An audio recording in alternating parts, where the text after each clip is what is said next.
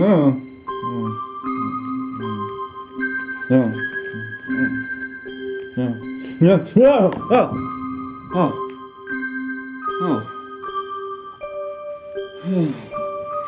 Chester.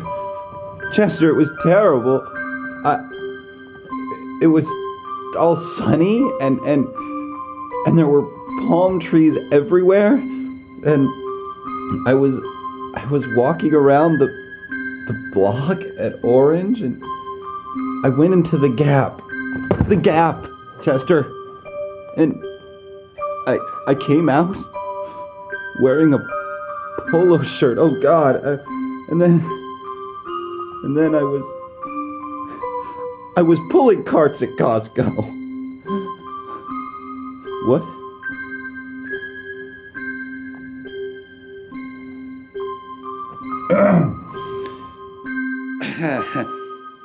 Welcome. Yes, welcome to the darkest hours. I didn't hear you come in. Tried to take a little nap, and I thought you were gonna set the alarm. It's kind of funny, actually. A ghoul like me, after all these years, I still have nightmares, yes. Apparently, I need to go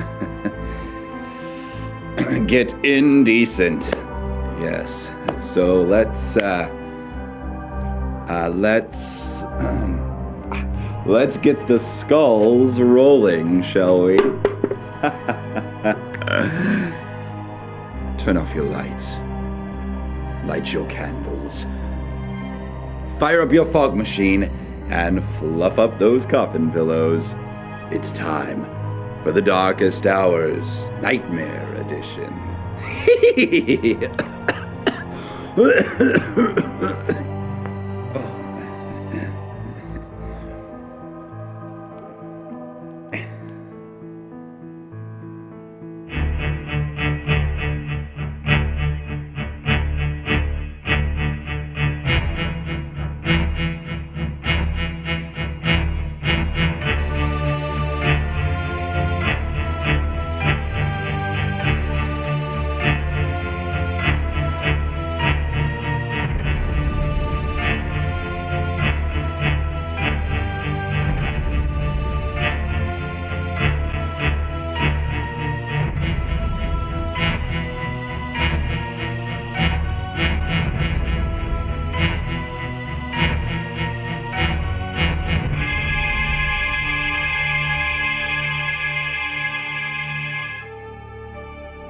Well, boils and ghouls, it is definitely my delight to be here with an absolute horror legend, Heather Langenkamp. How are you? I'm very well, thank you. Glad to be here. Well, thank you very much for taking the time. Now, you were a big part of the Never Sleep Again documentary. How was that for you, looking back on the legacy that you've left? You know, I knew that there was a small legacy. 8 films is a lot of movie screen time, and after doing this project, I came away with 2 thoughts, really strong thoughts. One is that Robert Englund is an amazing actor who actually was the key to the success of that whole series. His dedication, his portrayal of Freddy Krueger, and just the personal love that he had for that character. And, he took it so seriously that I really think that it would never have gotten as far as it did without him. And I gained so much respect for him. And then I also really realized that, all of us out there who have dreams, we want to achieve something in our lives. We want to become screenwriters or directors, or we want to become, own a business, whatever it could be, is that almost every movie, it demonstrates that if you just believe that you can do it and you put all your effort into it, that you can succeed. And Bob Shea, who was our producer, really literally had his office in the trunk of his car, and just because he believed in Wes Craven, that movie happened. And I hope that message is really obvious after people see the DVD. Now, of course, you added quite a bit to the series yourself. I mean, really, you are, as far as I'm concerned, the quintessential horror heroine. You really gave Nancy, just a certain strength that really hasn't been seen in horror before then. What were you able to take from your own personality to put into Nancy? What did you bring to her? Well, I think Nancy's a very loyal person, and I feel like that's something that I have I have a big, strong streak of loyalty.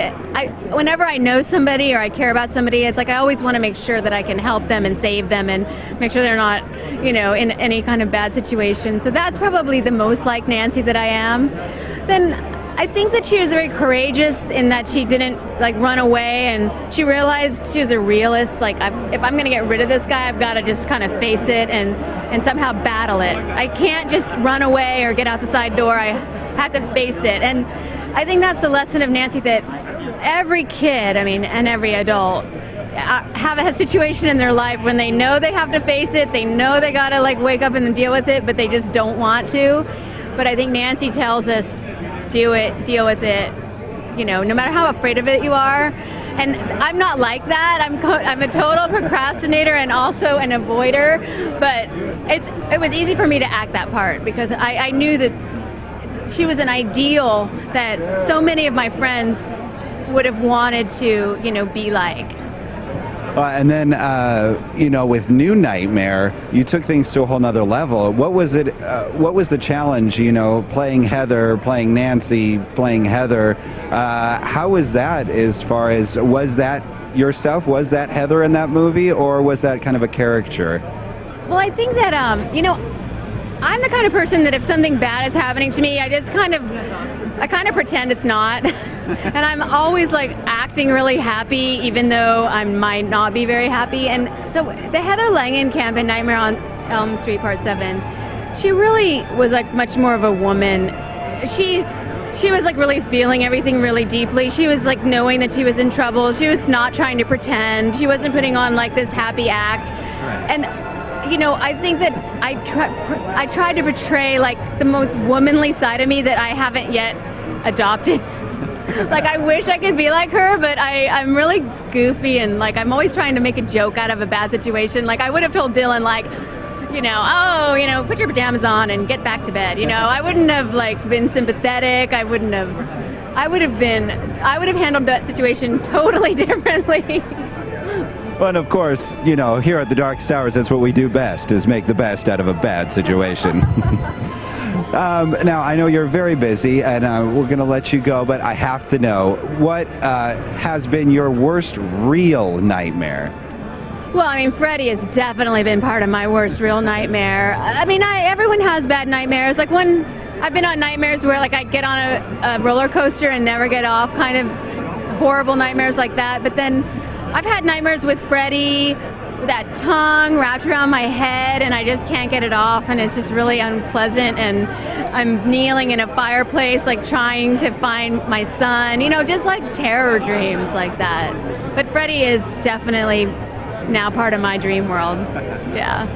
Well, thank you so much for taking the time to talk with us, and make sure everyone out there, make sure you see Never Sleep Again. It is fantastic, and it's got this lovely lady. So what more do you need?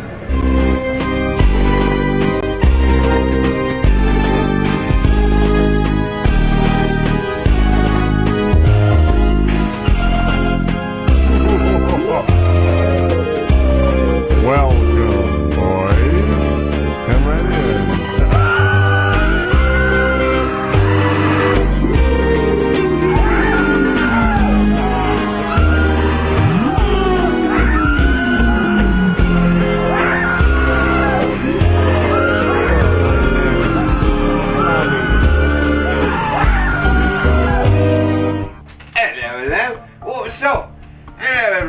It's Eekbert here, of course. You know that. Yeah, you do. It's Reaper, my left-hand guy, because he's on the left side.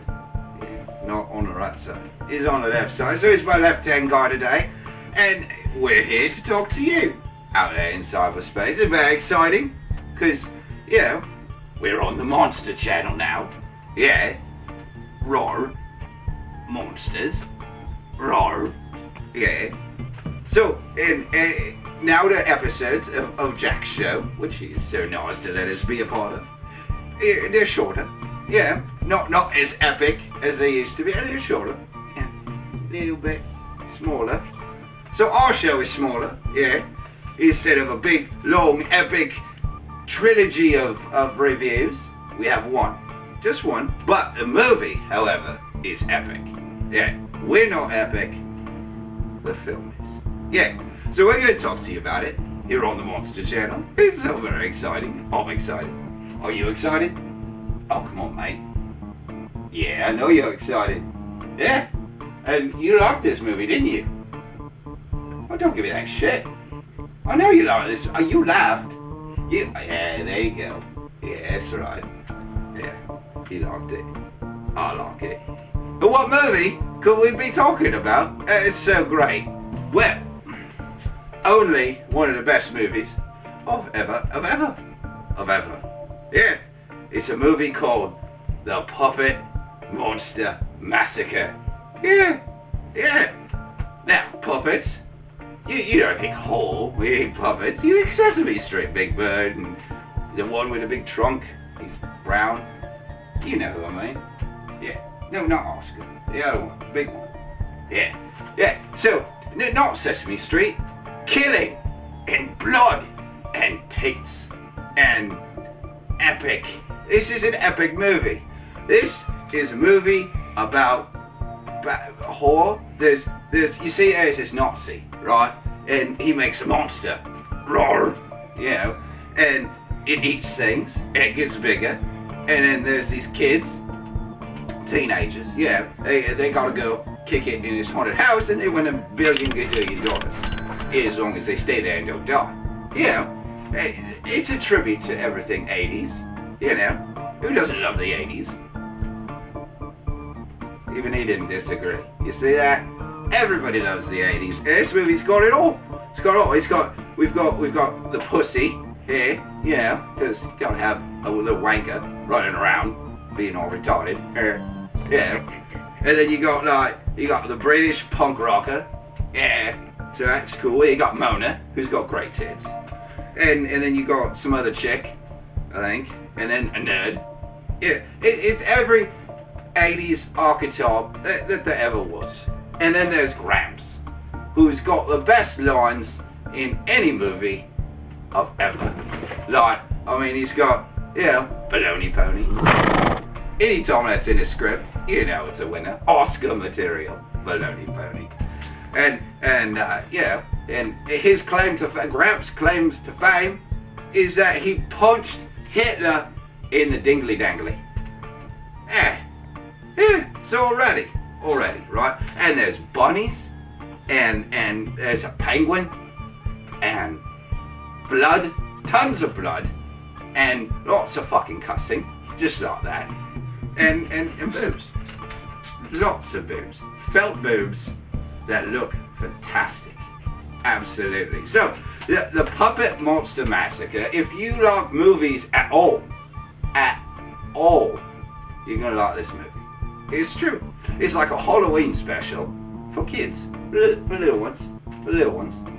But it's not, because it's all for adults, like us. Yeah.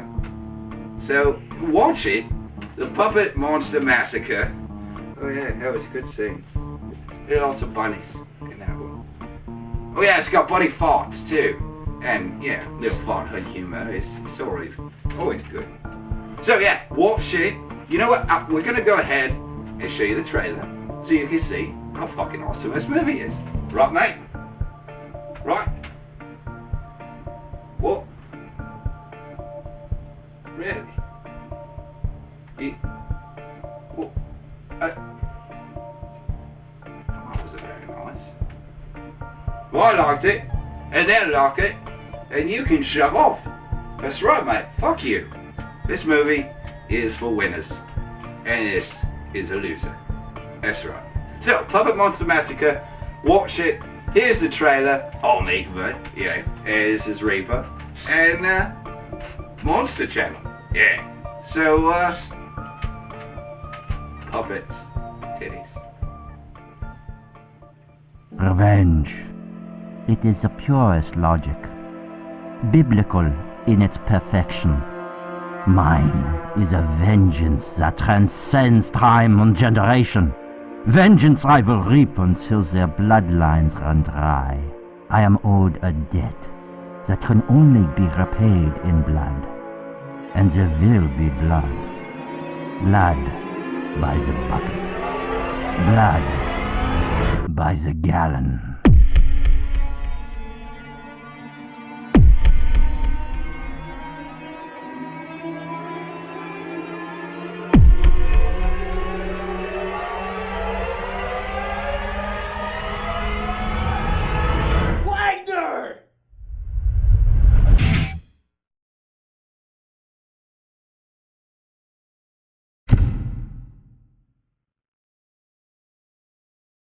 Ah.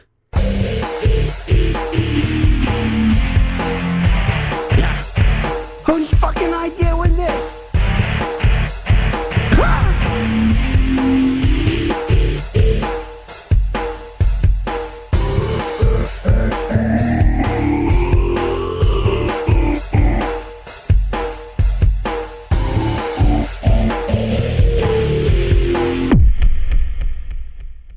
This is John Cashier, the voice of the Crypt Keeper, and you're watching The Darkest Jack on thedarkestjack.com. Don't get jacked. Do get jacked. Get darkly jacked. Here we are with someone who definitely isn't a stranger to Darkest Hours, Mr. Bill Mosely. How are you, sir? Hey, I'm good, thank you. So a couple exciting things going on for you right now that I'm just dying to know about. Of course, Spider Mountain.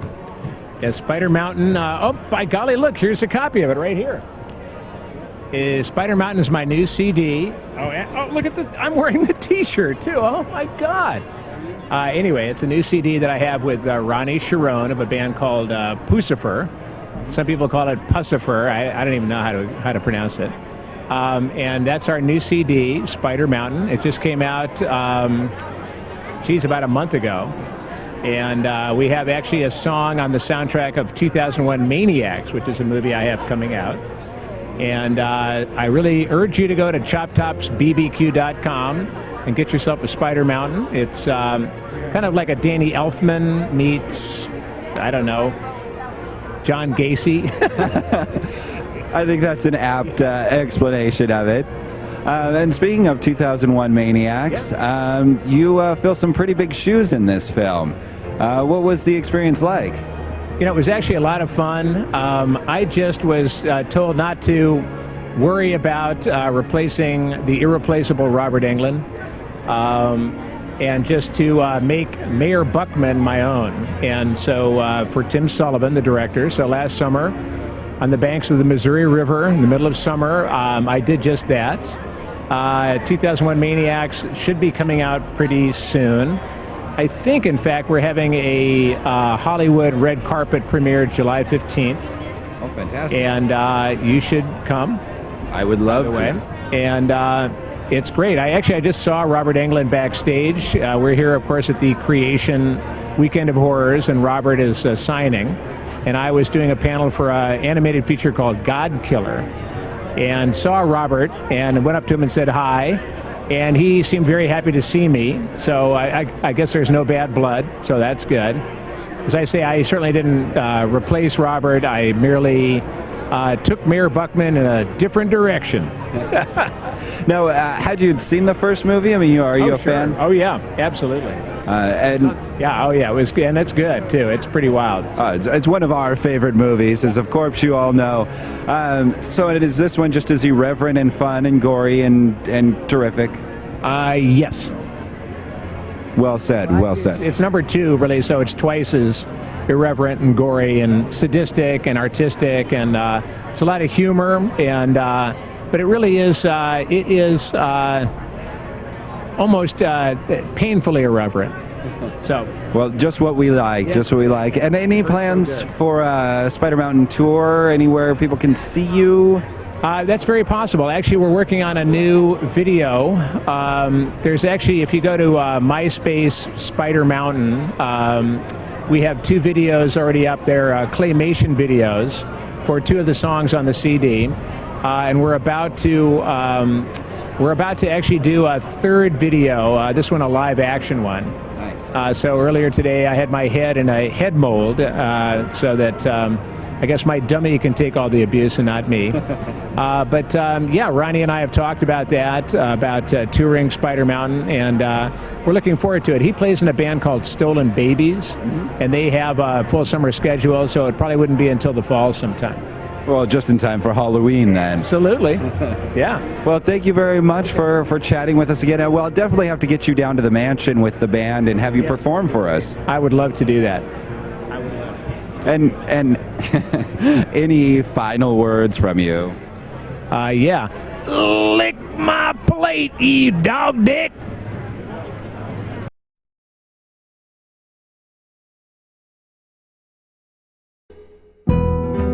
It was a day just like any other day at the local taco stand. Customers coming and going, tacos being served. But for this employee of the month, things will change. The undead are hungry. Will she survive taco hell?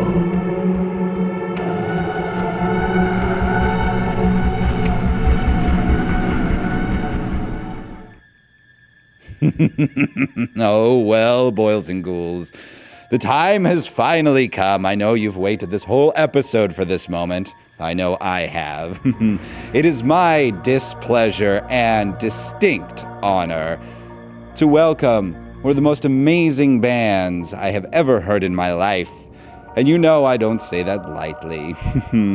So, go ahead and put your cold and clammy hands together and welcome to the mansion basement. We thought it would be fitting. Yes, indeed. The mansion basement. Please welcome the Crystelles.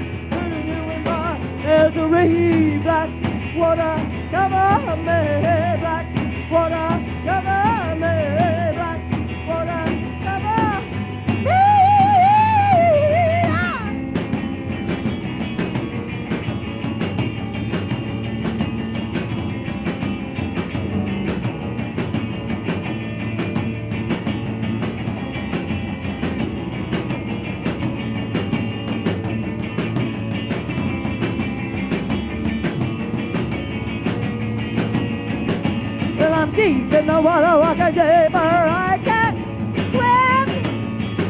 There's no turning back. Black water's closing in.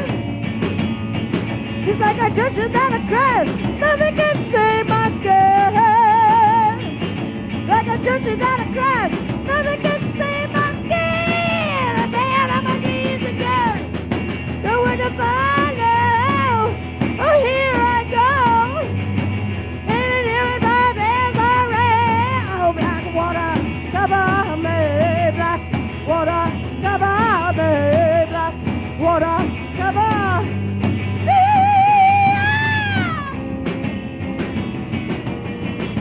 It's taking me all the way down.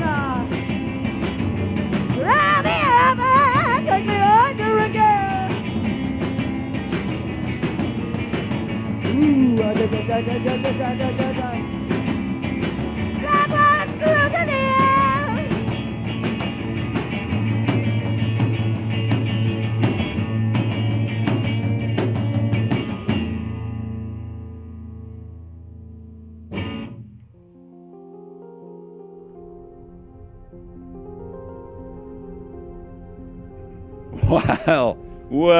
Well, groovy ghoulies.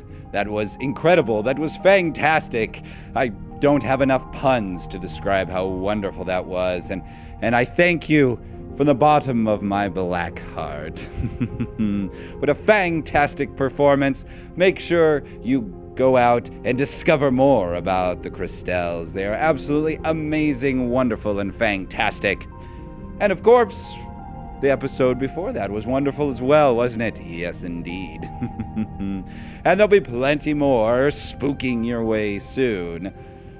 Make sure you keep tabs on me, Darkest Jack, over at the Facebook and the MySpace and the Twitter, and of course, darkestjack.com. Don't forget that one, kiddies. Well, I guess it's time for me to wander into the blackness, and hopefully you will honor me with a song to play us out on. TERROR-ific. So, until next slime, kiddies, sweet nightmares.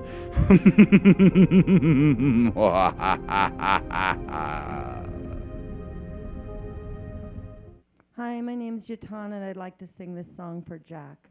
It's called Moon Without a Tear. Beautiful moon, won't you cast an eye on me and place a kiss upon these silver dreams? The moon is summer night, is a moon without a tear. Cast away those gray and misty days. I'll linger long where clouds are far away. The moon this summer night is a moon without a tear. Wise moon, you know all of my secrets in the dark. You're the only one who knows I'm alone. These bright days surround me. They seem to ease my soul. I'm not sad and lonely, just alone. Beautiful moon, I saw your smile tonight. I know my dreams will someday come out right. The moon this summer night is a moon without a tear.